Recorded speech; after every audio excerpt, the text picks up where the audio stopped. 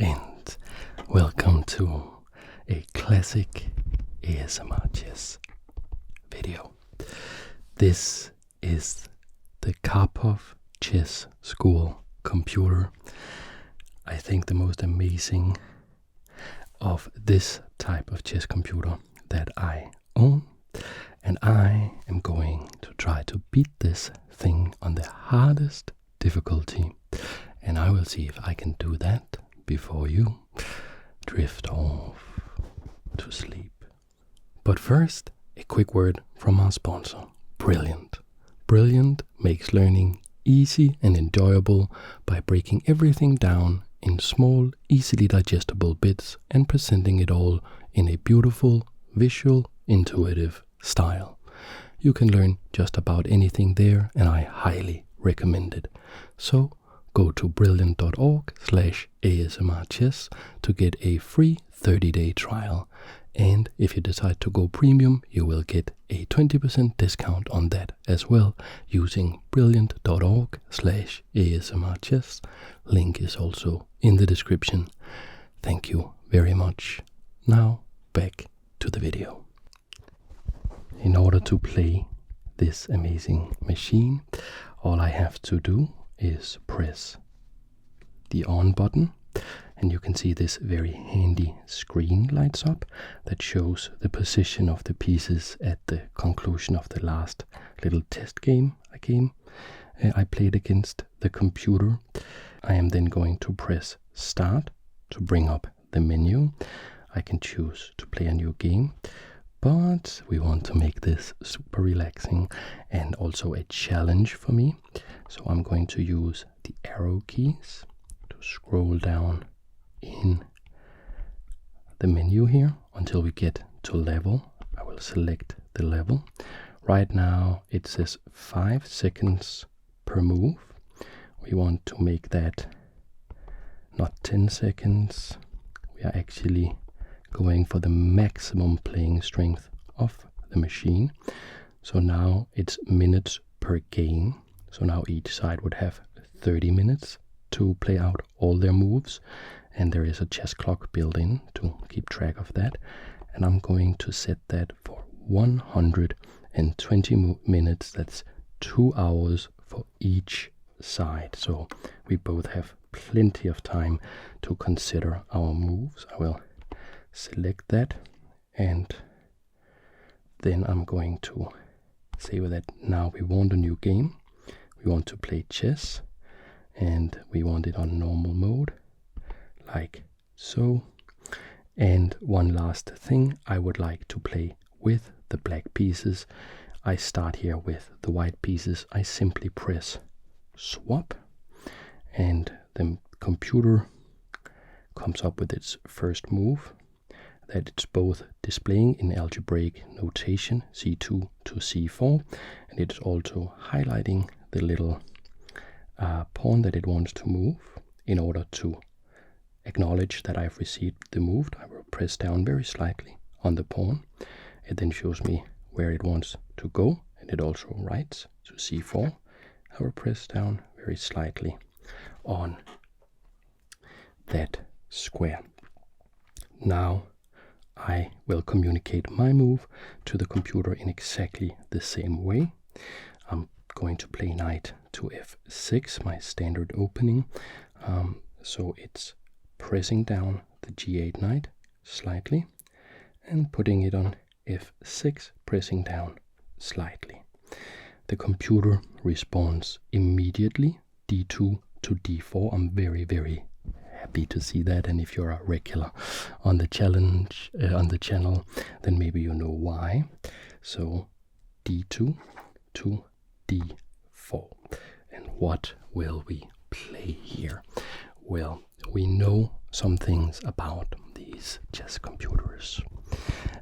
We know that they have this microchip that can think very fast, and it can search out many moves, but it can't think very far ahead in the game. It does not have the processing power.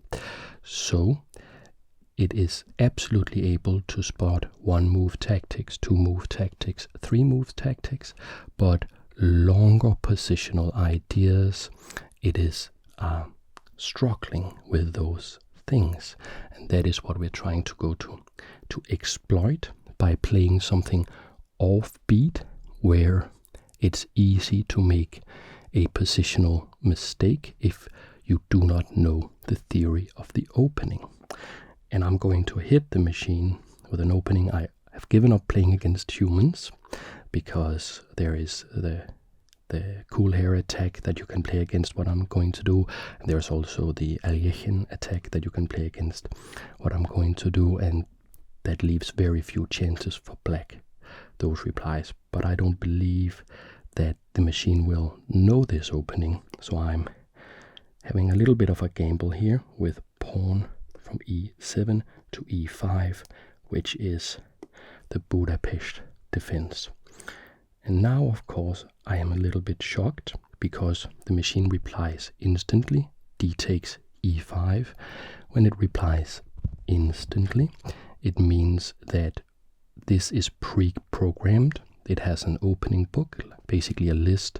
If black does this, do this. If black does this, then do this.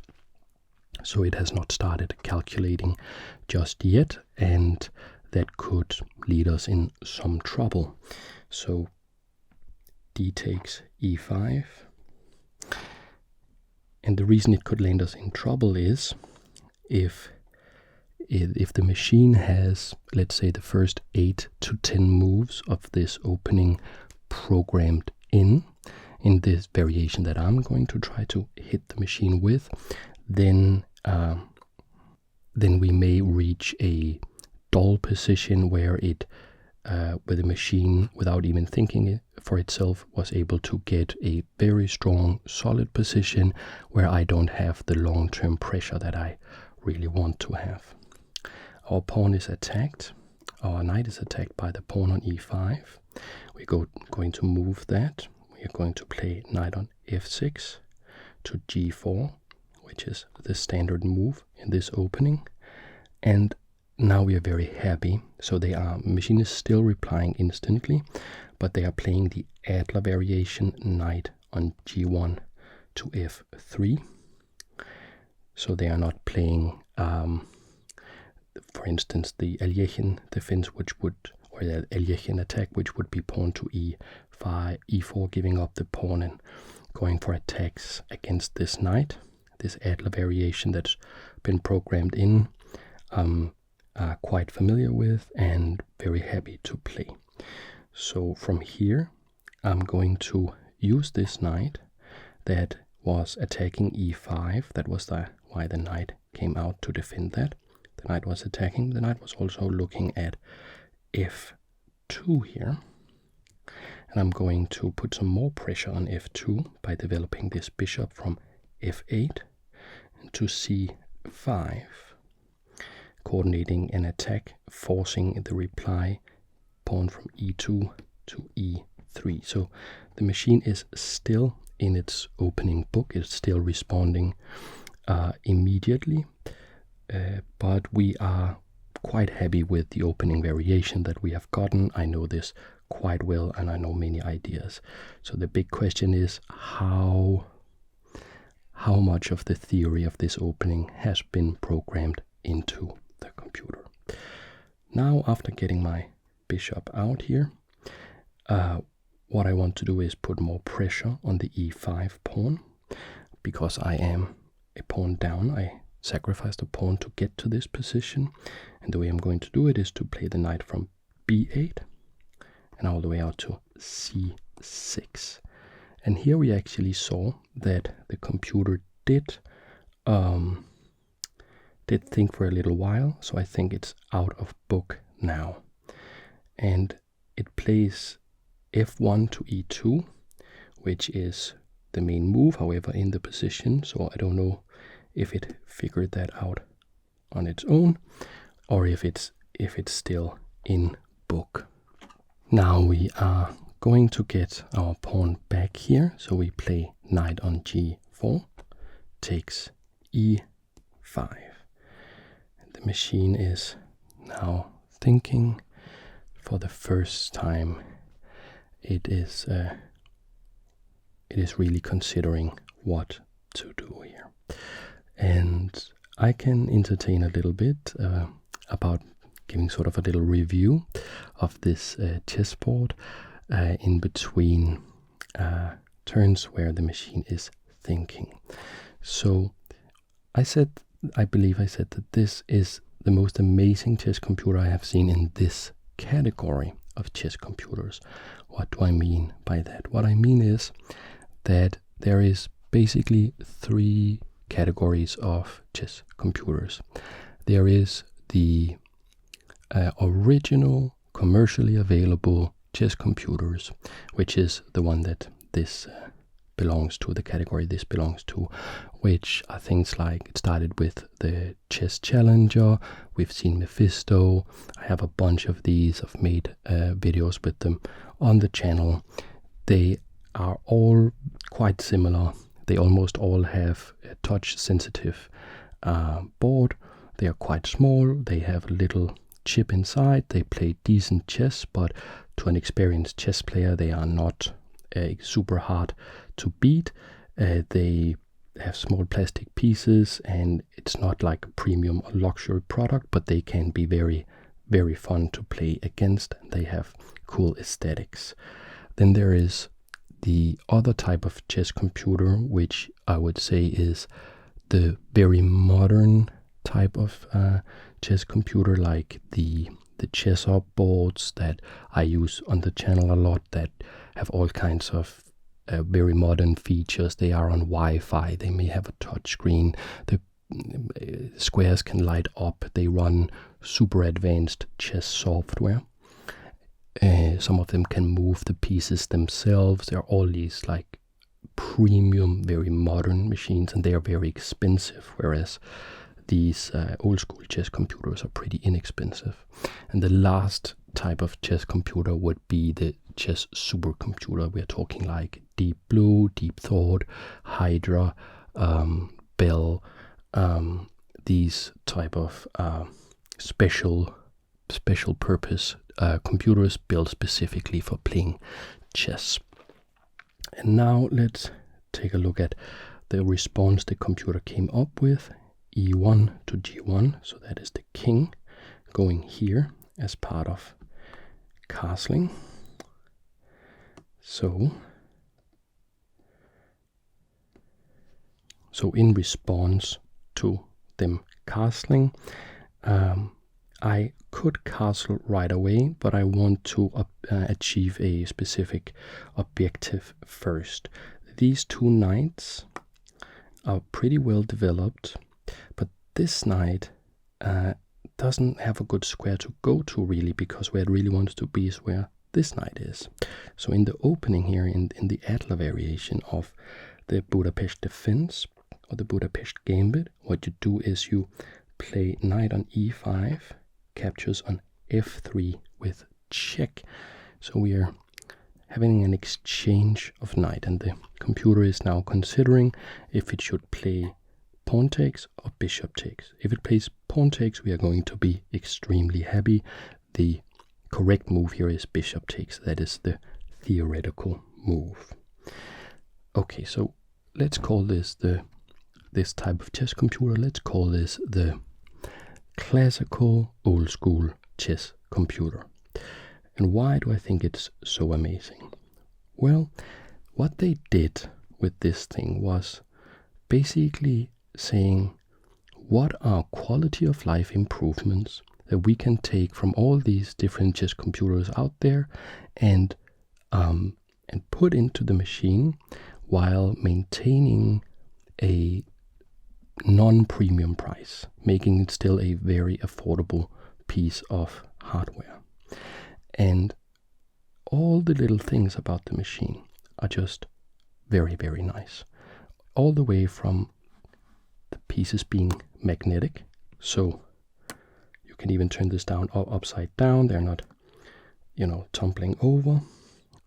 Very small details like that, to this screen here.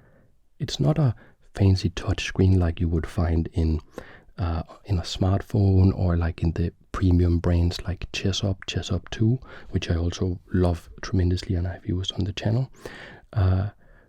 That's very expensive. No, it's this very old school technology, but it's super cheap, so the machine is not very expensive for including this, and it does get the job done. It very clearly, LCD style here is just telling us where all the pieces are and what the moves are. We can access the menu, and everything is very, very easy to use. Also the buttons, when you have a menu like this, a screen that you can look at, you can have arrows, and that just makes it so much easier. The machine plays bishop on e2, takes knight on f3, which is the correct move. We are then going to reply with knight on c6, coming to its destination square on e5. And here the correct move for the computer would be to play the bishop back to e2. We would, of course, very much like to exchange this knight for this bishop. Let's see what the computer comes up with. With other boards of this old school chess computer style, the way you communicate with it is almost always to all these different buttons, because every square is a button, will have a specific function. So maybe you press a level button down here, and then you know that, okay, A4 is the hard difficulty or something that I want to play with. It's not very intuitive. You have to check the manual all the time to see what's up, whatever, and you know, you may even have set it the wrong way without noticing, because there's no screen to tell you. And it's just a very thought out product, and they kept it very cheap compared to everything else, because it is not trying to be a next level product. It is just saying what would be the ultimate cheap chess playing old school computer. And I think they really did succeed. I should say that this video is not sponsored in any way. I don't even have a link for you to go and buy this. This is just my honest impression of this thing. And there are more great things I can say about this while it's thinking. So the machine comes with a book. It is the Karpov Chess School. That's the name of the product, the Karpov Chess School. And this book is basically all you need, in together with this board, is basically all you need to go from being a complete chess novice, not knowing the rules of chess, into being a pretty strong club player like this. This is a very good book. I'll talk more about it later when the contents and how it works, but let's see what the machine comes up with. The machine plays the first positional mistake. This is what we have been waiting for. It wants to play knight from b1 to c3. And the reason that we are very happy to see that is because this bishop here is a very important defensive and attacking piece, in general very important piece for white in this position, but we are able to get that right off the board by playing knight takes bishop, to which I strongly expect the reply to be queen takes knight. And it asks me, am I sure about this move? And that is one of the features of this board as well. It can have like blunder detection, and it can help you, guide you. It has a tutor mode, so I could, in this position, if I wanted to, press Y. I don't want to cheat and get an unfair advantage by getting the machine to help me, but I could press Y and it would tell me why it thinks this is a bad move. Also, I disagree. I'm pretty sure this is the best move in the position. And I have sound turned off because obviously we want this to be a relaxing video, right? But there is even a speaker and a little voice thing that could tell me in words, in audio, why it thinks this is a bad move. I'm just going to press escape because yes, I am sure that this is the move I want to play. And what's up with this book here? Why is that so cool? Well, this book will take you, there's a nice picture of Karpov, by the way, who signed this whole thing, and it will take you all the way from knowing the rules, learning the rules, until basic tactics that you need to know, how to checkmate with king and queen, for instance in this section here, to basic endgames that you need to know. And let me see if I can find...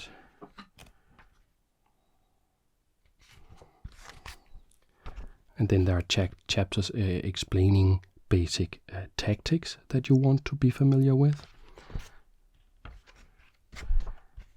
And as you can see here, it says exercise 39. And then there is this diagram, and then it explains something about the exercise. And the machine has all these positions from all the exercises stored in it. So you can, when you're in the tutor mode, what you can do is you can say, okay, I'll go to exercise 1, and it displays the setup, and you can put up the pieces. You can see if you can find the correct move, get some feedback if you can't find the correct move, look in the book to learn about what the theme of the tactic is, and so on and so forth. And there is 100 exercises like that, and it begins with simple things like forks and stuff. And if you go all the way to the back, the last chapter is, I don't know if you can see here, play combinations like Karpov. And it's from famous, there is like 20 examples from famous games that Karpov has played, where you can, it will show you on the little screen how the position was, and then you can see, can you find the move that Karpov used to win in that particular game. I think it's a very cool feature, and I think it's just a product that is really cared about getting the most out of what was available in this price range. Now we see queen takes knight, which is of course the correct move in the position. And I would say that we have a very nice position here, not because our pieces are very well developed, but we do have the bishop pair. There is no light squared bishop for white, and that's pretty nice for us. We can play a little bit more on the light squares, and for now I would like to just castle to be absolutely sure that there is not going to be any surprise checks. I have a very safe king here, and from here I would say that I have built up a very small advantage, but I'm very happy with that advantage. It's a long-term advantage. That is exactly the kind of advantage that I would like to have when playing against a computer like this one, that is very good in the short term and will see all cheap tricks you will throw at it, but when it comes to chess understanding, when it comes to looking deep into the game, it may lack in ability. So the machine is thinking, and this could be a good time for me, I think, to analyze the position a little deeper, figure out what kind of move we really want to play here. So if we look at the white side, what has the machine done, and analyze that a bit, and then look at the black side afterwards. So of course we have over here the castled king, classic castled king, with an undamaged wall in front of the castle with these pawns, and the rook still protecting, and also this pawn on e3 blunting our bishop. The bishop is on a dangerous diagonal towards the king, but these two pawns are doing a great job in defending. What more can we think about this castle? Well, one thing is that h3 has not been played, meaning that in the very far future, back rank checkmates could become a relevant theme, because the king does not have an escape square. And also when h3 is not played, there could be possibilities of putting something on g4, which is not defended by a pawn currently. Let's take a look. Machine plays queen from f3 to d5. Okay, so what is this move about? We will, before we analyze that move, I think we should just complete our understanding of what white is doing. So white has very nice control in the center with this pawn. That is, we don't have any pawns attacking their side of the board, but they have this pawn attacking d5 and b5. Also, this knight is very nicely placed. It can come to e4 or potentially d5 at some point. However, this bishop is probably the weakest part of the scheme for white, because this very strong pawn chain here, of course, blocks in the bishop, and the bishop will probably have to come out on this diagonal here, on the long diagonal, and that requires them to play a move pawn to b3 probably, which would also potentially weaken this knight, which would no longer be defended. And it is a must for the computer to develop this bishop, because the bishop is also blocking in the rook and disrupting the communication between the rooks. So the queen is centralized, very strong in that centralized position, can go all over the board, and is attacking our bishop on c5. So I have two options here, I believe. The one would be to simply play pawn to d6, defending the bishop.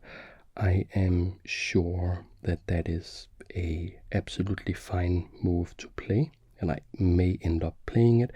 The other idea I would have would be to play queen to e7 and defend the bishop like that. And the reason I may consider playing that move is that I have a long-term plan that is one of the points of this opening, which is to play pawn to a5, do a rook lift of this rook to come all the way over here to h6 or g6 to attack the king. That is one of the themes, something that I would very much like to do in this game.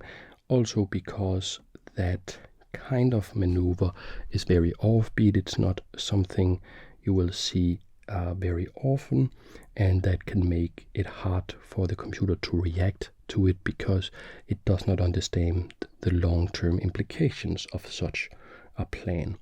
So machine says I should be careful. That's because the queen is attacking the bishop. I will play queen to excuse me, I'll just escape first. So we're out of that careful message. Then we'll play queen to e7, defending the bishop and not playing pawn to d6, because of course that would block the rank for the rook. So I would like to play this move only after the rook has moved. So that is my idea here. And let's see what the machine comes up with as a reply. So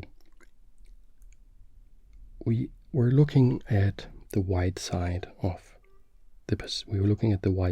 the position, and it was we concluded that the it has a little bit of a bad bishop, otherwise no major problems. I would like to note one thing though, which is that they have given up their light squared bishop for our knight, and that means a couple of things. So for the firstly, the light squares is weaker, or they're better for us. We can attack them more than they are able to. Also, we don't have any knights and they have a knight, and that means that the bishops are what we want to focus on. We want to make this a fertile ground for the bishops to roam around, and bishops like an open game with not a lot of pawns blocking everything, because then they can zoom around the board and exercise their power, while knights are the opposite. They like a closed position where you have a lot of time to go from one place to another place, because the knight is of course much slower than the bishop, and when the position is blocked, the knight's unique ability to jump over pieces becomes pronounced. And okay, so we now see knight from c3 to e4, which insists on attacking the bishop. And I must say that I missed this move. This is a very good move from the machine, and it is the reason that I should probably have played pawn to d6.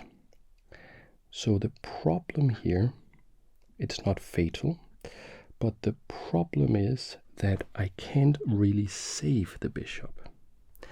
Because if I go here, I very strongly suspect we will see pawn to a3, attacking the bishop goes back to a5, we then see pawn to b4, attacking the bishop once more, the bishop will drop back to b6, and then we see pawn to c6, trapping the bishop.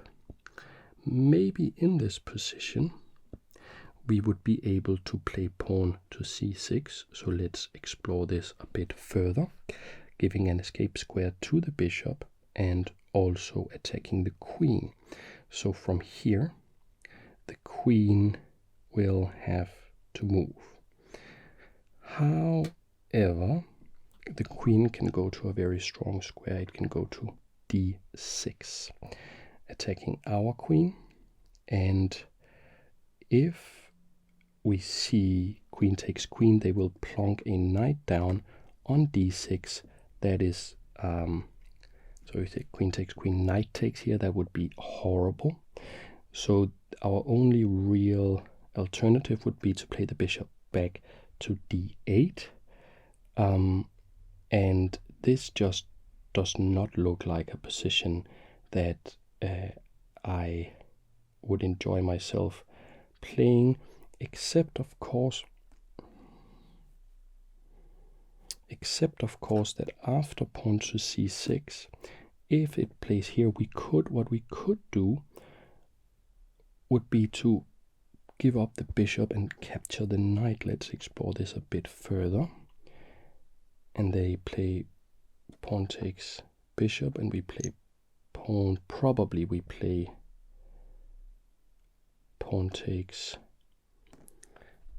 pawn, and I'm still not super happy about this, but this is not as bad. The big problem is that this pawn can't move, and if we can't play that to d5, our bishop is forever trapped. But we could maybe see something like queen to e6, with an idea of exchanging queens. If they capture our queen, we're very happy to capture with the f pawn. However, they can play rook to d1, and that's a big problem for us, because here we could play queen takes queen, but rook takes, and we are not able to challenge that rook. They are still blocking us here on d7, and it's kind of funny that that is the thematic theme, that they are putting something in front of us, sort of squeezing us, because that's a strategy that Karpov, who has co-signed this computer, is famous for. And this position is horrible for black, so we can't allow this. So now we are going to put the pieces back, which is very easy because we don't know exactly where they are because of this nice little screen. So there is a queen here, there is a pawn there, and there is a knight here.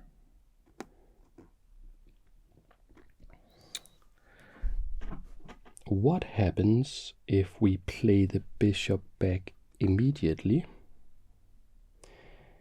They can immediately play the pawn forward, and it doesn't seem to make much of a difference, or does it? Let's say we attack the queen, the same idea. The queen is still considering coming to d6. It looks like it's almost exactly the same. We take here, they take here, we take here, and it's their turn.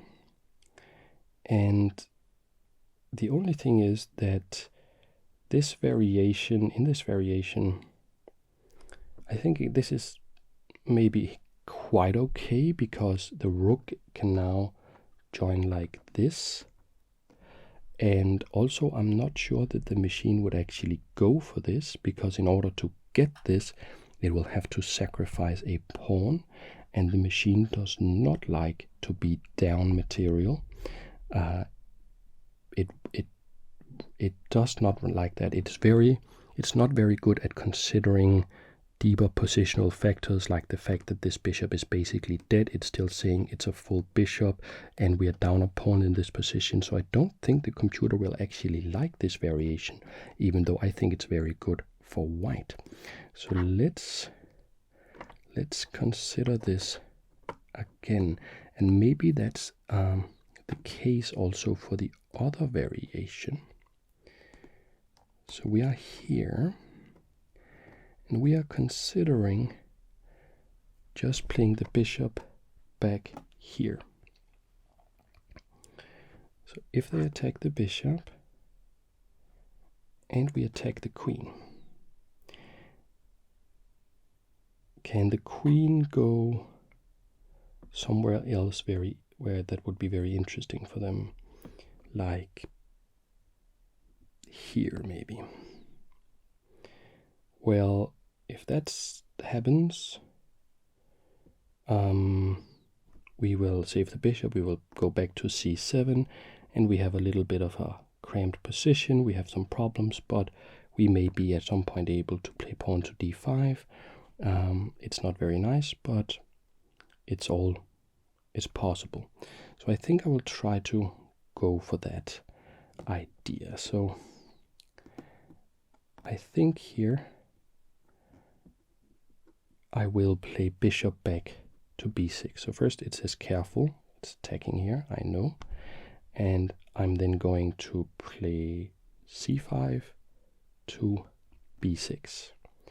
And the machine is going to think for a long while, I believe, because there is a lot of stuff to consider here.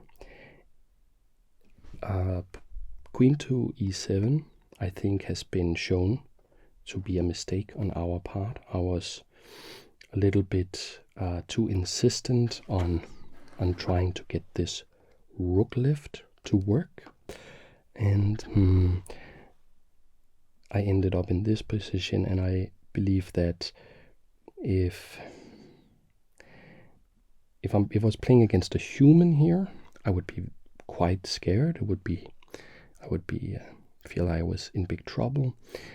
However, against the machine, I feel that there could be weaknesses in the AI, and that we can exploit to see if we can get out of this mess, because the type of the advantage that the machine has is the kind of advantage that it understands the worst, has the least an understanding of, which is a positional strategical type of advantage. When I have played all the other chess computers, I have talked at length about what kind of processor is in them, what is the technology like, and stuff. With this one, and that is actually one of the drawbacks of this, I would say, for a nerd like me at least, it does not offer technical information. I don't know what the processor is. I don't know how fast it is. I don't know who programmed it, and I can't find that information anywhere. Maybe it is somewhere. Now we see bishop from c1 to d2, which is exactly the kind of thing that we were hoping for. c1 to d2, not trapping our bishop, not playing pawn to c5 or anything like that, which will allow us to try and continue with our plan. And I think here I will actually try to, or will I? I was considering playing pawn to a5 with the idea of rook to a6, bishop dropping back, being on the long diagonal, and the rook coming over here to the king side in very classical Budapest gambit fashion. Also pawn to a5 will help stop pawn to b4, which I believe is one of the ideas the machine has come up with here. Pawn to b4, defended by the bishop, cannot be captured, and it wants to capture here. So pawn to a5 looking pretty good. The alternative would be pawn to c6, which I actually like very, very much here, because there is no queen d6, because it hangs the knight, and that means the queen will have to go, I don't know, somewhere else, which may allow us to play pawn to d5. No, actually the queen will of course have to go somewhere where it is protecting the knight. And if it goes here, this wins a tempo from the bishop. If it goes here, we will just capture it. Here can't go, here you can't go. So actually I think that c6 would force queen to d3. Queen to d3. And is that exploitable? How about pawn to d5 now?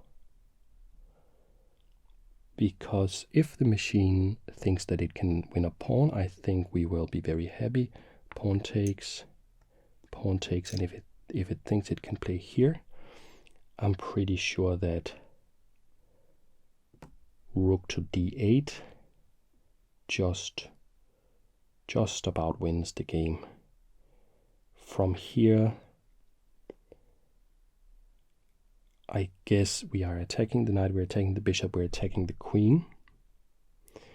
So the queen wants to stay in communication with the knight, so we don't just play queen take knight, so probably c4. And it looks very close that we can just just exploit this weakness. Let's say to bishop to e6.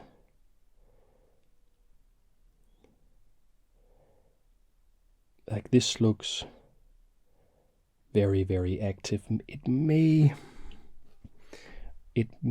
not work exactly,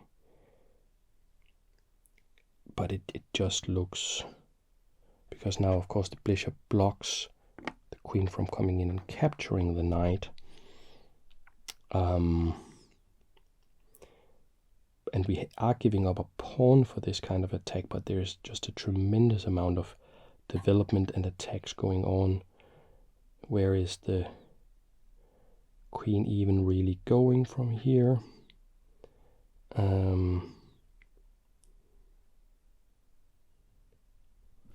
Let's say it goes here. It's so close, but I'm not actually completely sure that this is winning. Let's try to look at the position again. So this rook would be here, this pawn is here, and I'm just going to check with the board. Yes, that is indeed the position. So to c6 here, and we think queen d3 is forced, pawn to d5 takes, queen takes, and we're not completely sure about that. So we are also considering pawn to a5, just wanting to get this rook going, and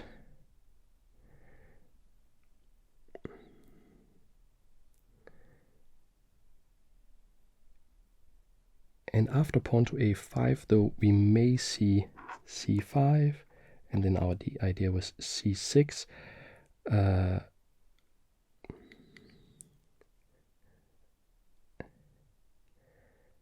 But here it may be more happy to make this exchange.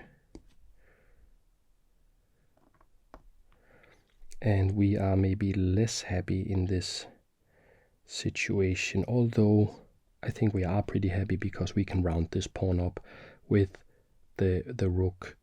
It's probably going to be pretty hard to defend that pawn. So I think I will, to my own detriment, probably try one more time to insist on this strategy of getting the rook lift going. So I will not play c6 just yet. I will play pawn to a5.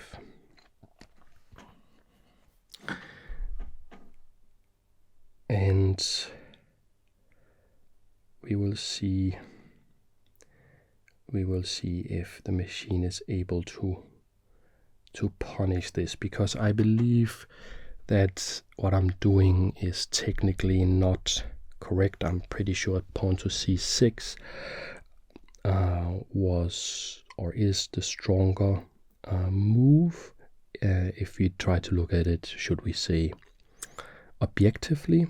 However, I am trying to be very, very take into account the sort of personality of my opponent, or the limitations of the hardware, trying to give myself a easier time when we are approaching an end game for this. So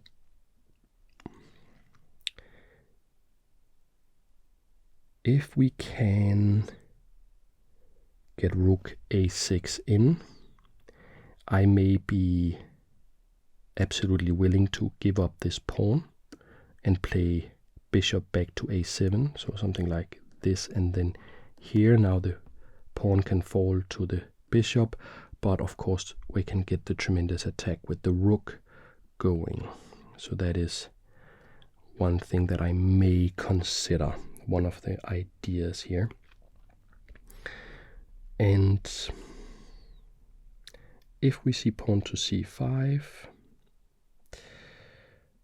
I believe still probably just pawn to c6. Although it does play pawn to c4, so now we will have to pawn from c4 to c5. And it says careful, we will just ignore that. And we could, in this position, consider playing bishop to a7. And then from there, I'm thinking bishop takes a5. Now, though, pawn to c6 could be very, very strong. Queen will have to move, probably to d4 or d3. Let's say d4.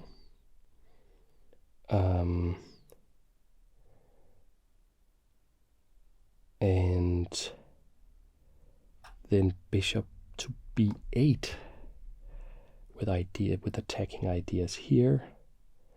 Opens up an attack against the bishop. From here we would probably see bishop to c3 with a checkmate threat going on here, which we could defend actively with pawn to f5, defending laterally with the g7 pawn attacking this knight, but knight d6 though. Always a very scary move to meet positionally. So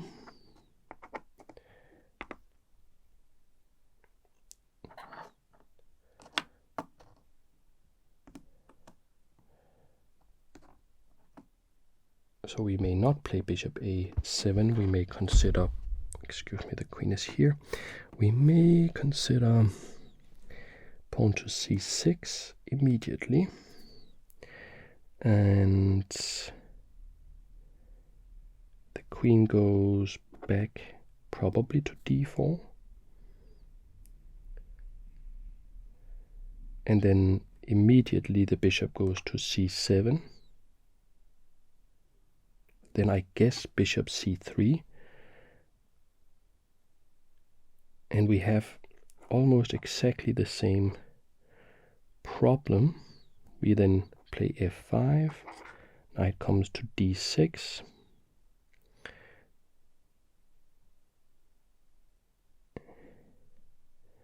And we have completely failed in our plan to try to get this rook involved. It's just not going to work. So we have to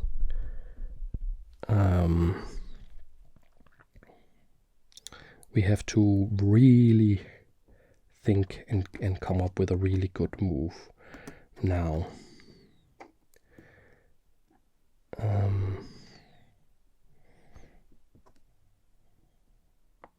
So this is the position. It tells me there is an error. Okay, like so. So this is the position. And we cannot, this is the position, the bishop is here. We cannot try to go for any sort of counter-attack with f5 because pawn is pinned. The computer has been playing, I don't know if the computer was playing well or I was playing poorly.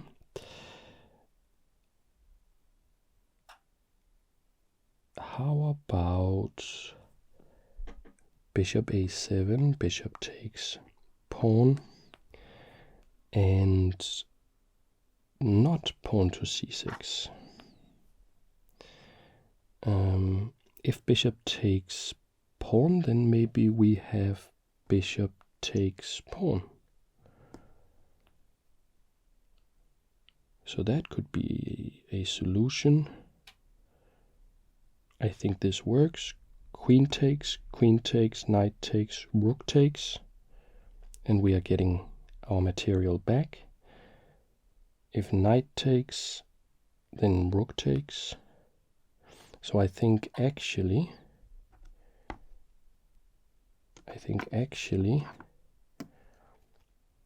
bishop to a7 is absolutely playable. We are not losing this pawn probably, and we still have to figure out what to do about this, but maybe we can figure something out. So I'm going to play that. I'm going to play bishop back to a7 here. Bishop to a7.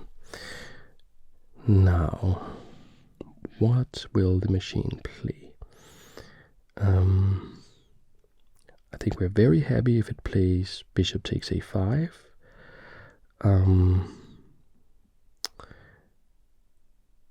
I can probably no longer dream about the rook lift here. I'm getting close, dangerously close to having a significantly worse position also in the long term.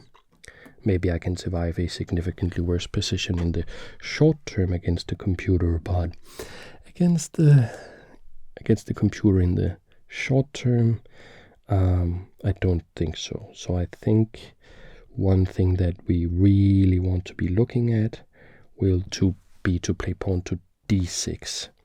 And in order to do that, we will probably need the bishop back on b8 to help us defend d6. d6 in all these variations look to be the critical weakness we have, the critical weakness.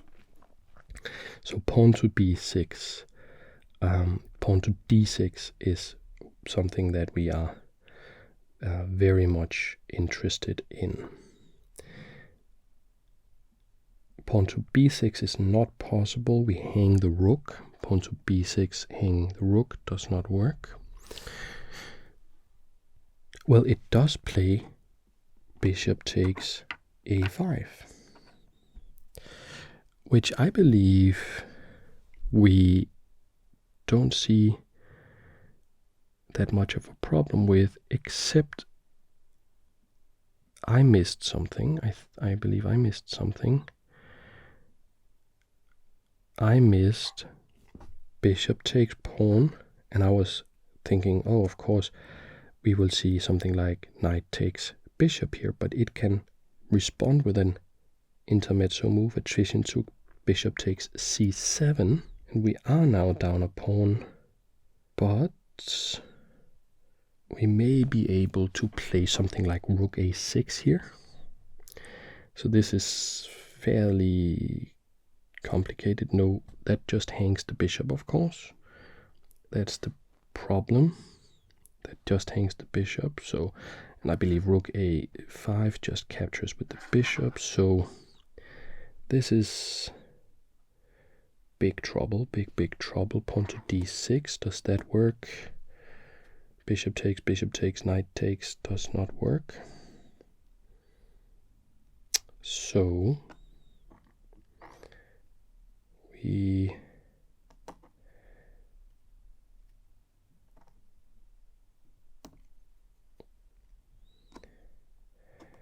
could be in trouble. How again the dreaded c6 that never seems to work. Pawn to c6. The queen has to protect the knight. Let's say queen d3. And then bishop takes c5. And that's absolutely fine, I believe.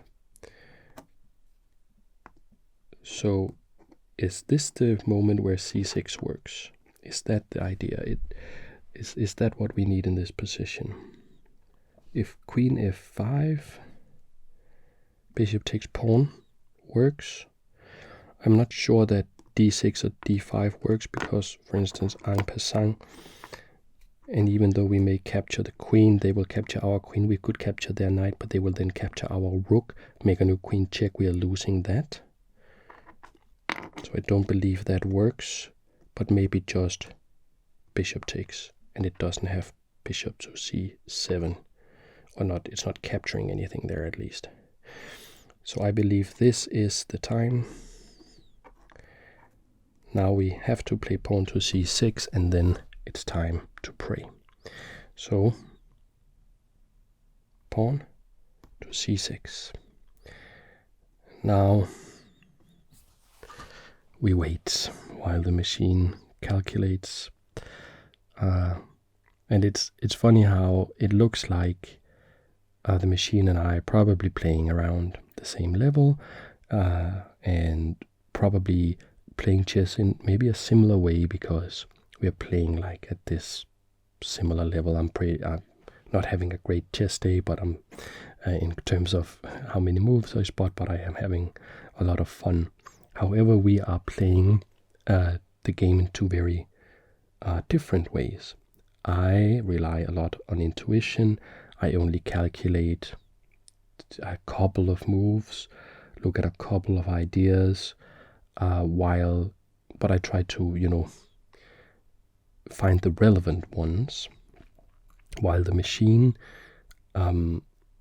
is just sorting through thousands and thousands of different combinations and variations, and using a very unintuitive and not very sophisticated algorithm to determine, because it's old type of machine, to figure out which it likes the best. So I'm using a pretty sophisticated algorithm, my own intuition, to look at very few selected moves, and it's using very unsophisticated algorithm to look at thousands or possibly millions of moves, and somehow it balances out, and it's about the same. d4 to d5 to d4. So the queen goes back.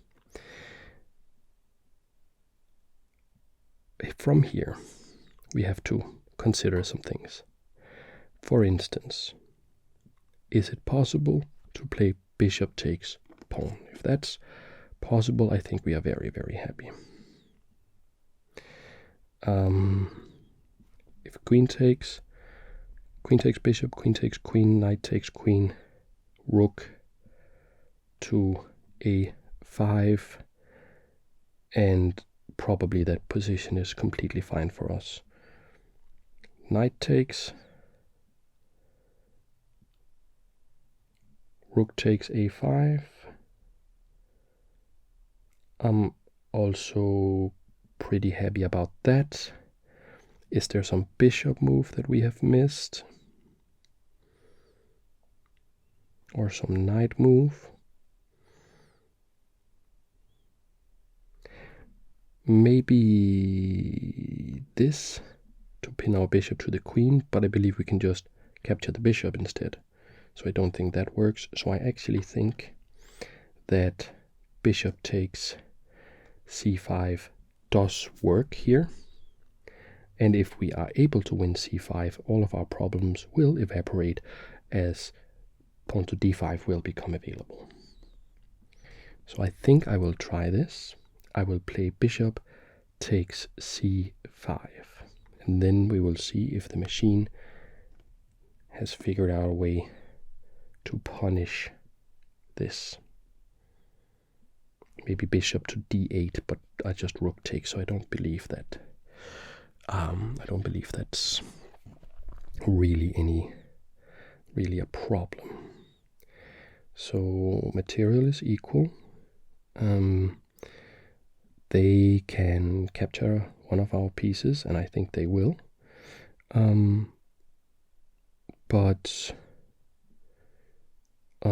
And we are losing the advantage of having the two bishops.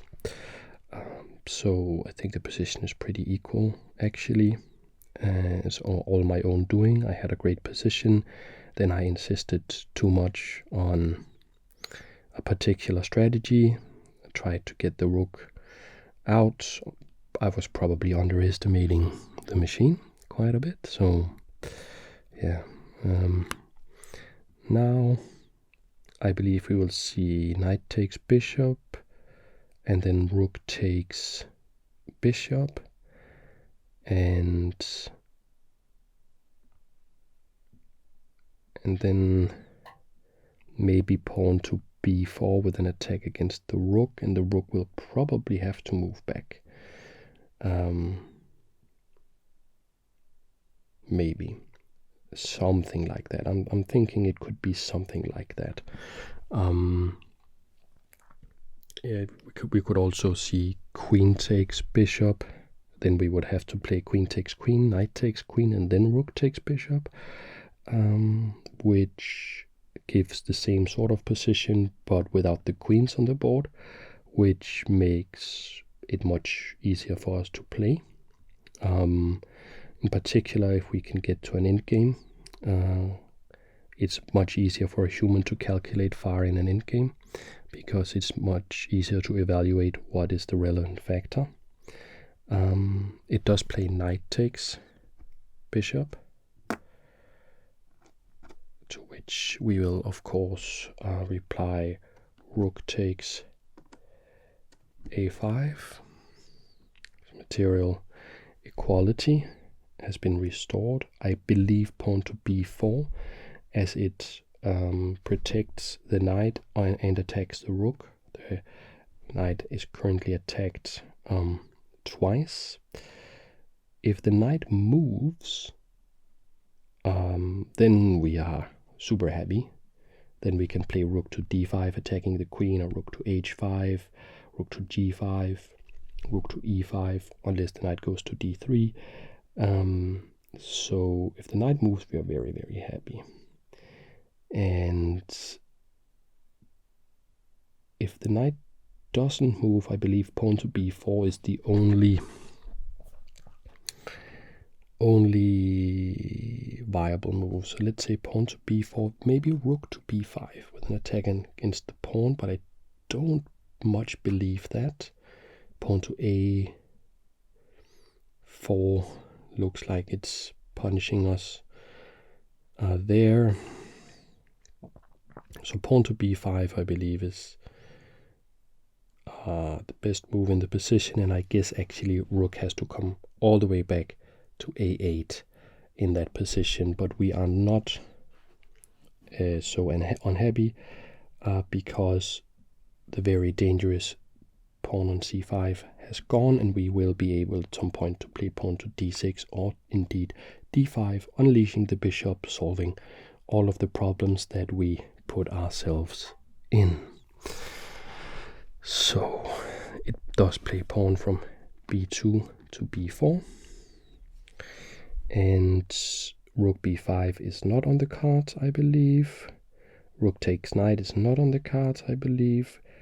Rook a6 captured by the knight. Rook a7, there will be discovered attacks. Rook a4, rook a3 should maybe that deserves a mention. Rook a3. I believe it will be kicked out of there pretty quickly, and it's also not obvious what that rook is doing. But rook a3 could be considered. If queen b2, we can then go back. Is there a way to trap the rook? Not really. Maybe rook a3 is a fine move here. Maybe it's just fine. If it's something like knight b3 with an idea of knight a5 to trap the rook, so if knight b3, then probably we just move back.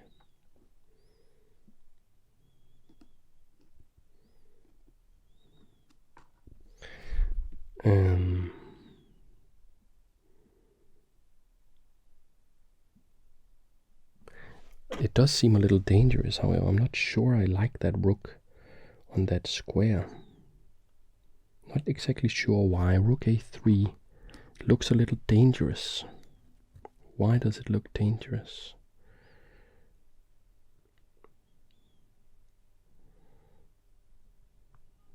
But I'm not sure what's... I'm not sure.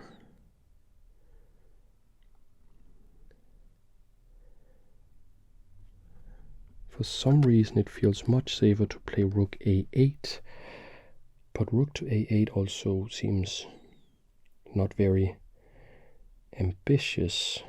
But maybe I don't need to be ambitious, because if I can just play pawn to d5, I'm happy. I'm super happy then. So I think I'll go on intuition here, not being able to explain it exactly, but I will play rook from a5 to a8. Rook to a3 looked a bit promising, but something about it made me uneasy. So rook to a8 is the move that I play here. And we are looking to play d5 or possibly d6. And if we achieve that, then we should be very happy with everything, even though we don't have any particular advantage, of course. So what will the machine come up with here?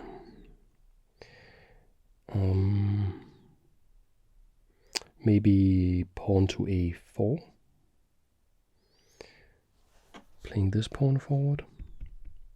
Just gaining space. That looks like a pretty solid idea. Rook a to d1 or rook f to d1. Getting on this line with one of the rooks could also be an idea. Playing pawn to h3, just being very patient, could be an idea. Pawn to e4, trying to stop d5.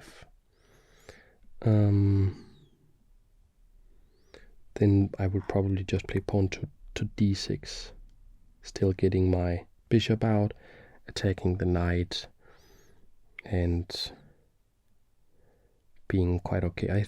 Okay, let's see, what will it play. It plays f1 to d1. That was one of the things we looked at. F1 to d1, which of course is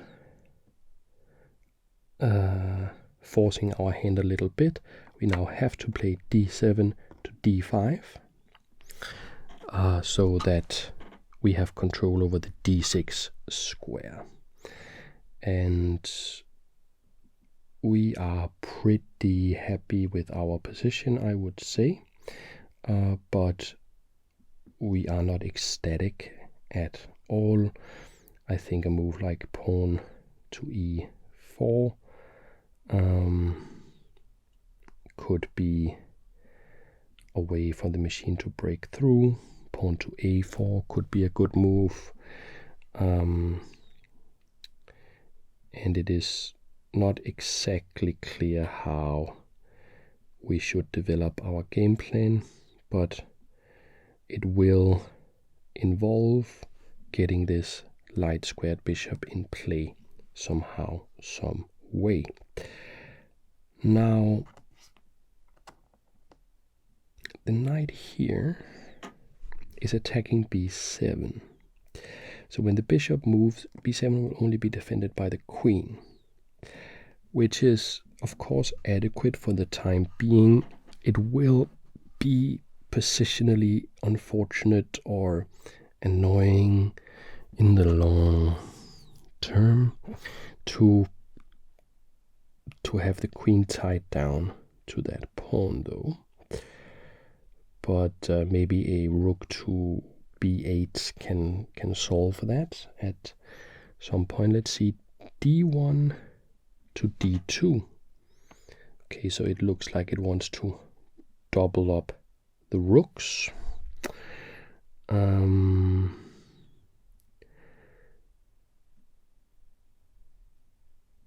And what do we want to play here? How do we get the bishop into the game? It could go to f5. but we have a closed position where the knight is stronger than the bishop.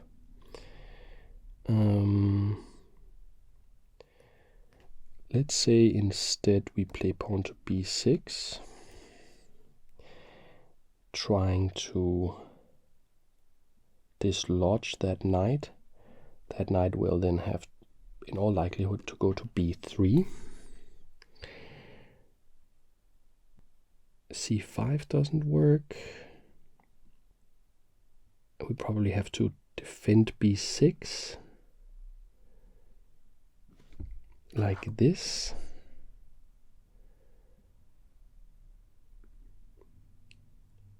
This is a little bit annoying. It does not seem to accomplish that much. However, it does kick the knight out of here. But let's say bishop f5 first, with the idea of going pawn to b6, knight goes somewhere, and then maybe the bishop can come here. So I think we'll try that. I think bishop from c8 to f5. Just getting that bishop in the game.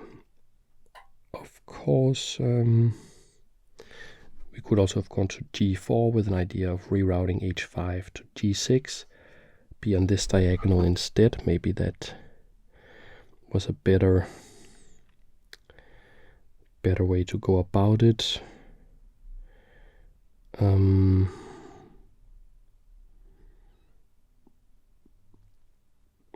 And will we maybe see rook on a1 to d1? I would very much like to play double up my rooks on the a file, trying to target this a2 pawn. So I may be regretting not putting my rook on a3 earlier. It seemed wrong. Maybe it was, maybe it wasn't. But it sure would be nice to have rook on a3 and the other rook on a8, stopping this pawn from moving and trying to put some pressure. So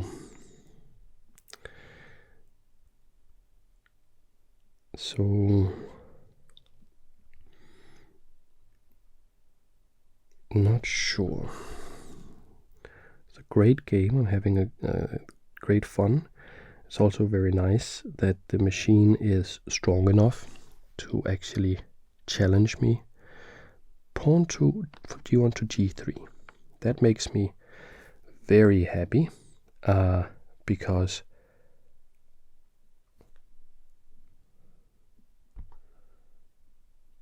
oh, it's not g2 to g3, it's g2 to g4. Whoa.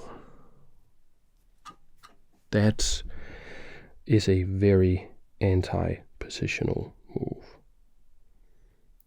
The king, but maybe it's just strong. So the pawn is protected by the queen. So I can't capture it. And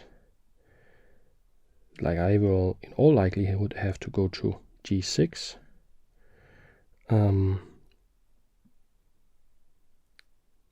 But I think I'm happy on g6. So we will say, we understand we have to be careful. We go to g6.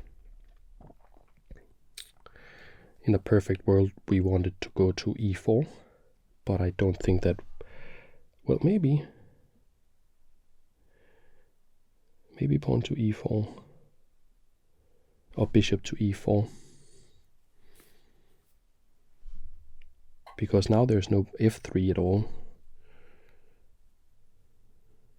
And if knight takes, queen takes, pawn takes, it's just very even position, I guess.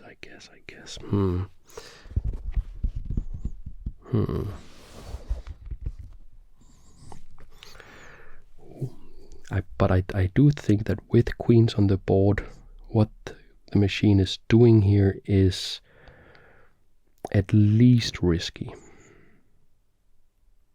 At least risky. But I guess the machine is thinking about just playing pawn to f4, trying to trap the bishop.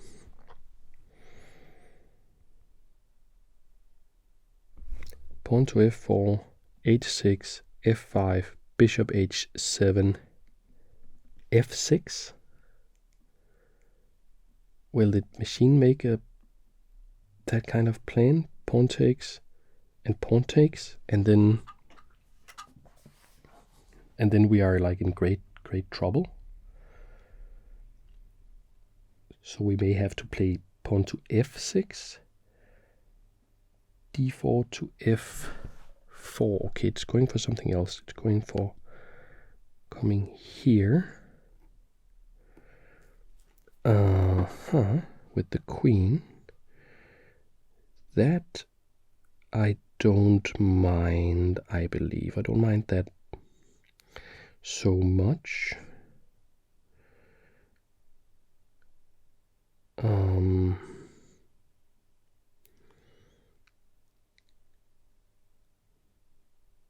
I would like to get rid of the knight there. The knight is really bothersome. So I think pawn to b6, chasing the knight back. However, the knight of course wants to go to b3 and d4, where it will also be very strong,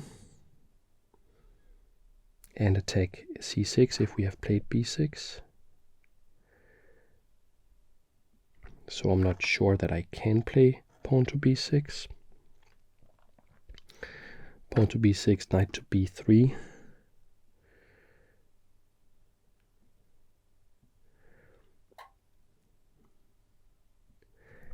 What about f5 in that position? That I like very much. I like that very, very much. We are going to do that. So we play b7 to b6, attacking this knight.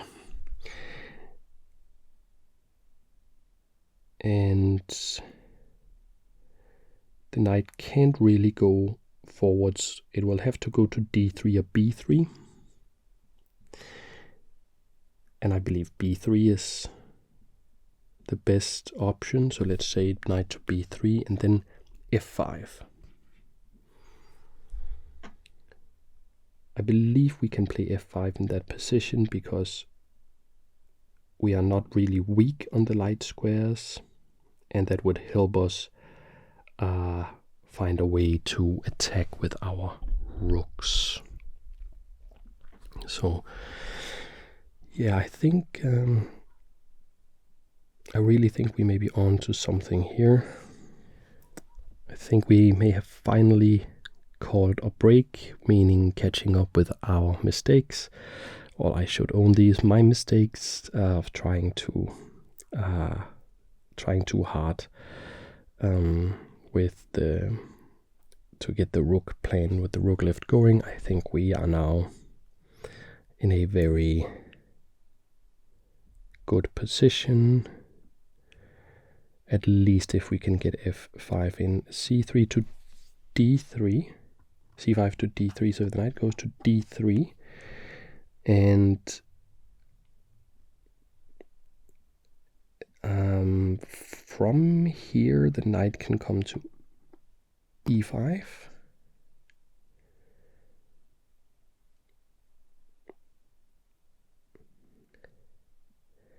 Which is a strong square for the knight. So let's say we do play pawn to f5, knight to e5, maybe pawn takes pawn.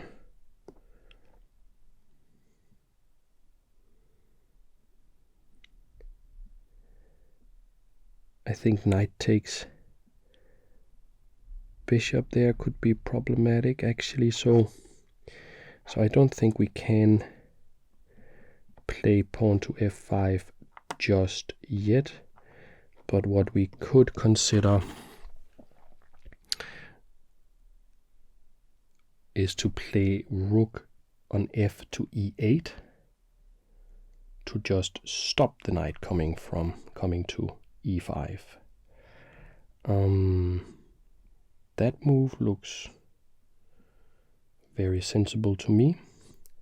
There's also a different way we could go to just play bishop takes knight, rook takes knight, then f5.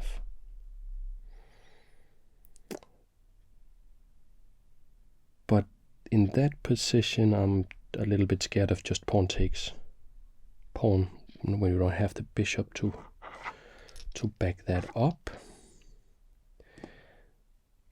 So currently it looks like rook on f to e8. Then let's say rook c1, rook c8 defending.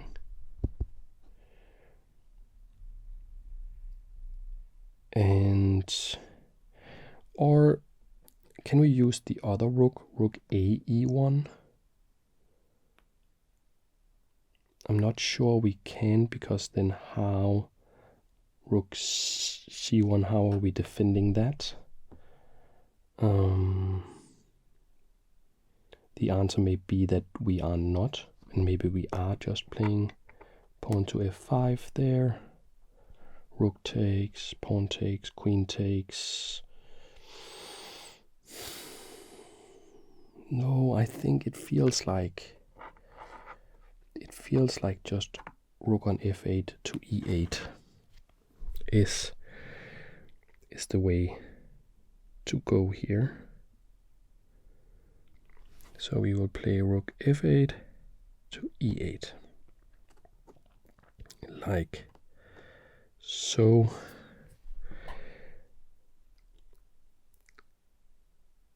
So I'm guessing rook a8 to c1, and we will checkmate you.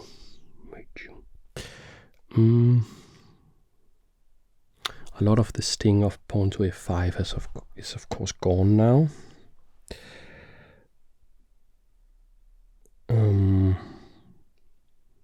But we can consider going to some pretty comfortable endgames, rook endgames maybe, with something like queen to e4. That could be a way to go. Queen to e4, yeah. So if we see rook a1 to c1, then rook a8 to c8, then what is it doing?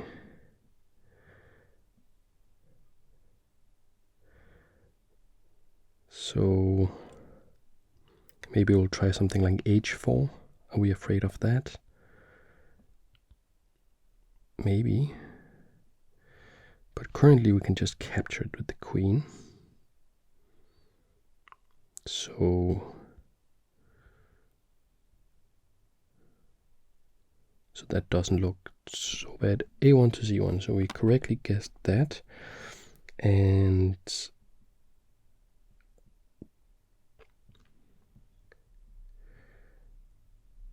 I'm pretty sure we have to play rook a8 to c8. And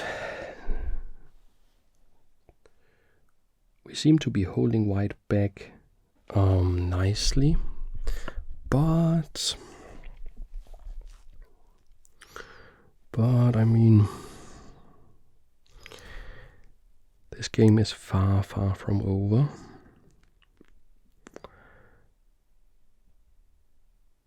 Feels very equal.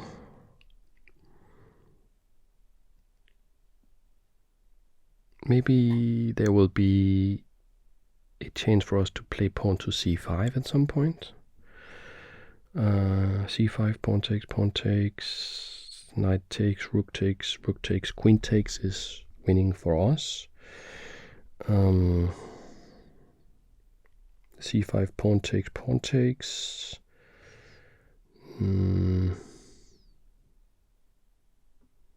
that it gives them a passed a pawn though. If we play this pawn here, takes, and then this a pawn is passed, which is a little annoying.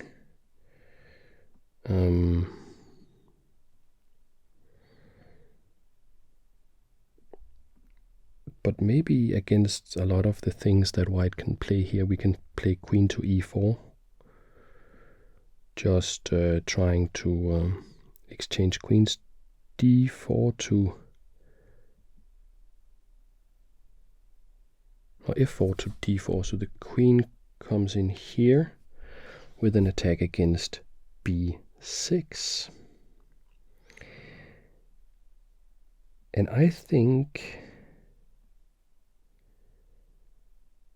that queen to e4 may be exactly the move, the kind of move that we want in this position. Because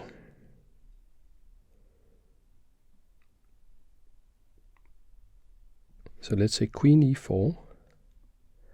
So if queen takes b6, we just play queen takes g4 check, and we are very happy. So I'm thinking queen e4, knight f4 to block that, but then queen takes queen, rook takes queen. Or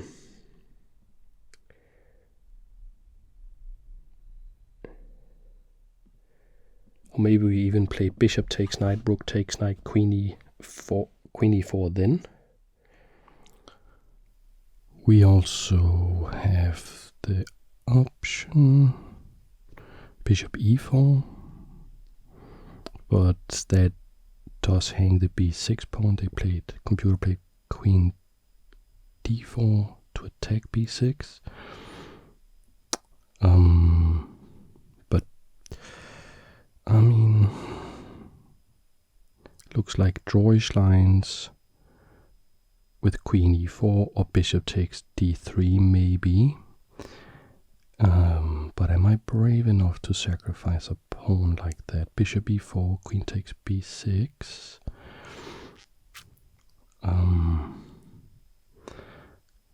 So that puts pressure also on c6, coordinating queen and rook on c6.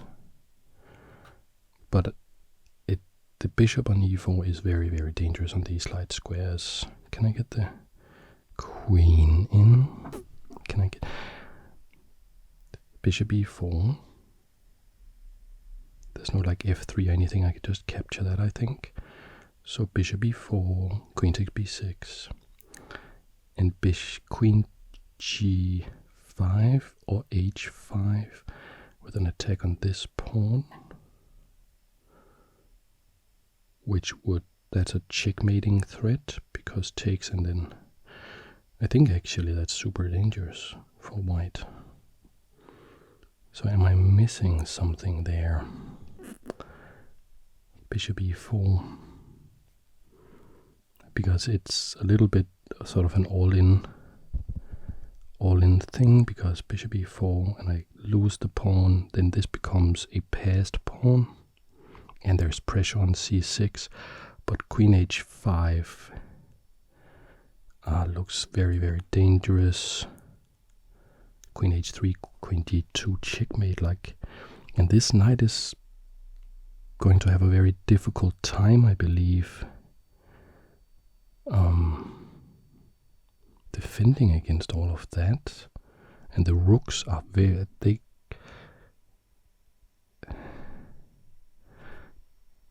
e4, queen takes, queen h4 with this threat.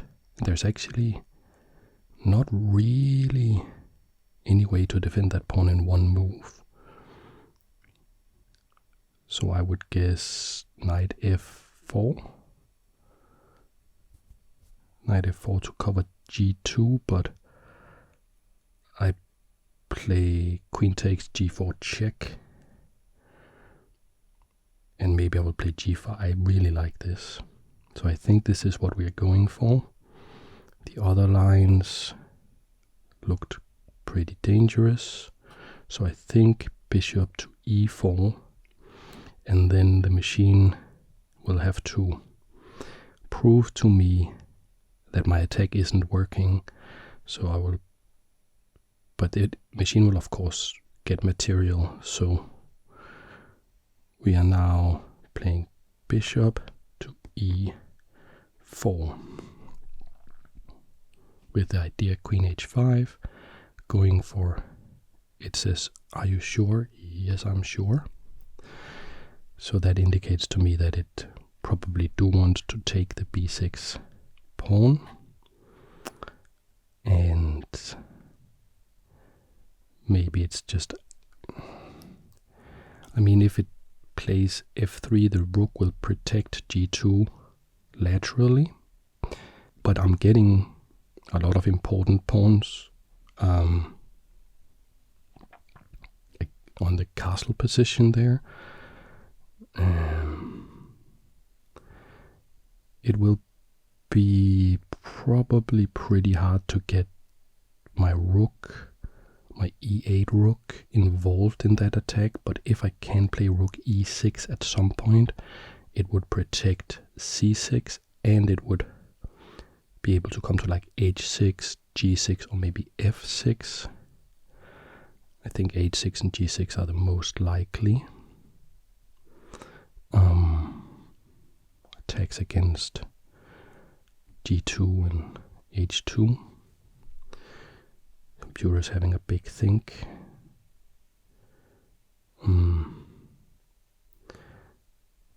What about, it does play d4 takes on b6. So our plan was of course queen h4. And there's no back rank anything, is there? Because queen h4, rook takes c6. I think that's going to be checkmate, very close to it. Takes and coming in here. And I could go to g5 instead, but then pawn to h3 actually protects the pawn. So queen h4 does really seem like the logical move here.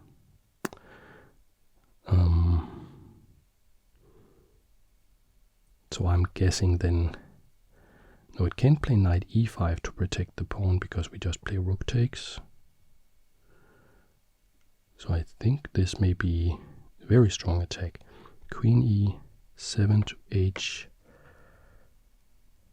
h4. And this is it, guys and girls and everything in between and beyond who may not have fallen completely asleep yet. This is it. This is the moment where we find out if I have missed something and this attack is not strong enough to justify the sacrifice of the pawn. But in general, I have this bishop that I've been battling, to get into the game this whole time, is now in a very, very nice position, slicing down on the light squares. And my thesis for the entire game has been that the computer does not understand the positional factors like weak light squares. So I guess what I'm doing here is I'm just saying that I believe in my evaluation and that the material that I have sacrificed was sort of a poisoned pawn, where the machine is being materialistic and going for pieces and neglecting defense of the light squares. Rook on c8, rook on c1 takes c6. Okay, this is super scary. So the machine is really saying that this does not work for me. And I mean, it could be right.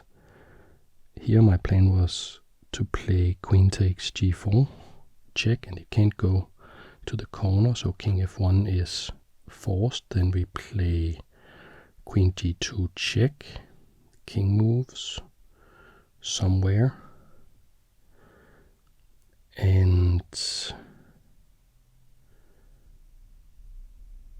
there is this, but maybe we just, after that we just play rook takes rook, forcing queen takes rook, I believe, and then the attack does not look that dangerous against my king.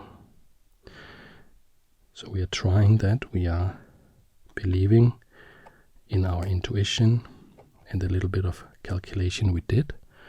Queen takes on g4, check.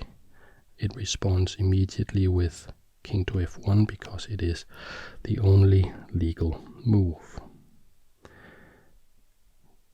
And annoyingly, this is not checkmate.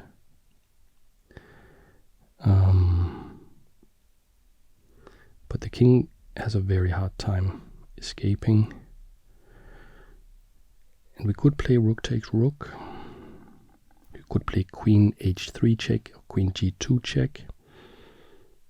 Let's say queen g2. If king e2, maybe we just win with bishop f3. I think that just wins. King goes back and queen g1 is checkmate actually. So king e2 does not work. Queen g2 check, king e1, bishop f3.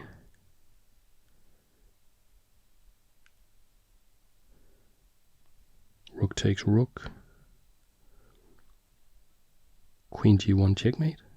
Is that checkmate? I think that's checkmate. So I think we are going for that. But I think maybe I want to just not mess everything up and play rook takes rook first. Just to be absolutely sure that I'm not falling for any kind of devious trick. Like I don't want this combination of rook and queen on the board to worry about. So maybe well, probably not a forced checkmate. Let's take a look again. Queen g2 check, king e1. I believe king e1 is forced. And then bishop f3. And actually, how is the machine actually, like, is there any way to stop queen g1 checkmate? I'm not sure I can see any way to do that other than something like ridiculous like rook g6 where I just play pawn takes. Like if I wasn't playing a machine, if I was playing like a blitz game against a human, I would be so convinced that this was a forced checkmate, but the machine has been playing so incredibly well this whole time, so it seems very weird to me if it's just missed a checkmate thread like checkmate in 4 or something. I think queen g2, everything starts with queen g2, so we're playing that.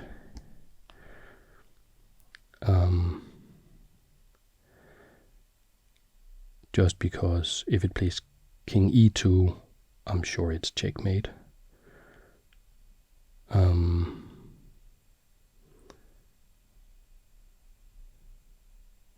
I just don't see how after bishop f3, I just don't see how it's stopping queen g1 checkmate. I just don't see it.